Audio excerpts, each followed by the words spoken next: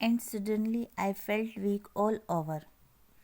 और मुझे क्या है, एकदम से वीक लगने लगा, मतलब मैं जो अपना कॉन्फिडेंस थोड़ा खोने लगा। Growing up disabled you get fed up with people asking you to be brave. मतलब कि जब मुझे पता लगा कि मैं उसे मिलने जा रहा हूँ, तो मुझे अंदर से ही ऐसा वीकनेस फील होने लगा, क्योंकि मैं अब तक ऐसे डिसेबल्ड ही बड़ा हुआ हूँ, मतलब मेरे में इतनी एबिलिटी नहीं थी।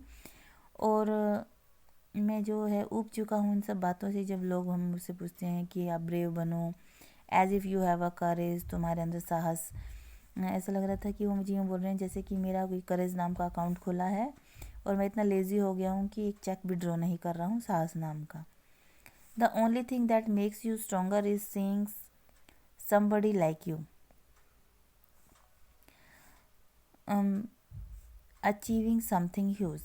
बस एक चीज़ ये थी कि जो हमारे अंदर कुछ ऐसा है स्ट्रॉन्ग, जो हमें कुछ बड़ा पाने के लिए प्रेरित करता है। Then you know how much is possible and you reach out further than you ever thought you could. तो उसमें ऐसा लगता है कि क्या तुमने ऐसा सोचा कभी कि ऐसे पॉसिबल हो सकता है कि जो तुम नहीं कर सकते तुम उसे पाओ। I haven't been brave. तो वो बोलता है, स्टेफन हॉकिंग बोलते हैं कि मैं कभी भी ब्रेव नहीं था। सेड हिज डिसएम्बॉडिड कंप्यूटर, उसका जो बिना शरीर वाला कंप्यूटर है वो आवाज़ मतलब आंसर देता है। The next afternoon I have had no choice. तो वो बोलता है कि इसके अलावा मेरे पास कोई चॉइस भी नहीं थी, मुझे मजबूरी में साहस दिखाना पड़ा। श्योरली आई वॉन्टेड टू से living creatively with the reality of his disintegrating body was a choice.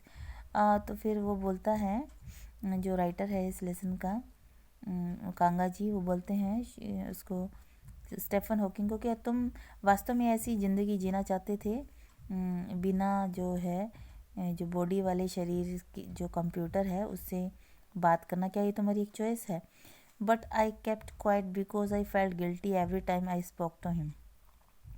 लेकिन मैं चुप रहा क्योंकि मुझे थोड़ा अजीब सा लग रहा था और गिल्टी फील हो रहा था कि मैं उनसे बात कर रहा हूँ स्टेफन हॉकिंग से, फोर्सिंग हिम टू रिस्पॉन्ड, और उन्हें आंसर देने के लिए रिस्पॉन्स दे रहा हूँ क्योंकि वो इतने डिसेबल हैं कि आंसर भी नहीं दे सकते।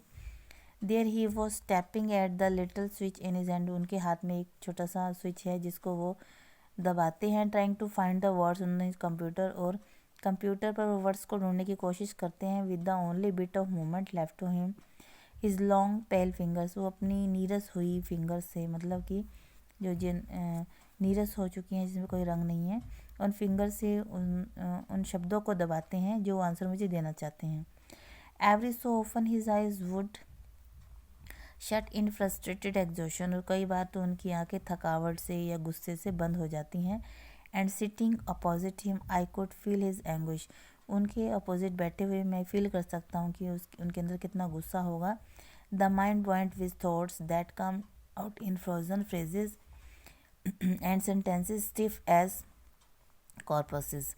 और वो जो उनके अंदर इतना ज्ञान भरा हुआ है, और वो जो सब अगर वो अच्छे होते बोलते तो कितनी अच्छी तरह से एक्सप्लेन कर पाते, लेकिन अब वो सब सेंटेंस कैसे आ रहे हैं, एक फ्रोजन फ्रेजेस की तरह बाहर आ रहे हैं, और वो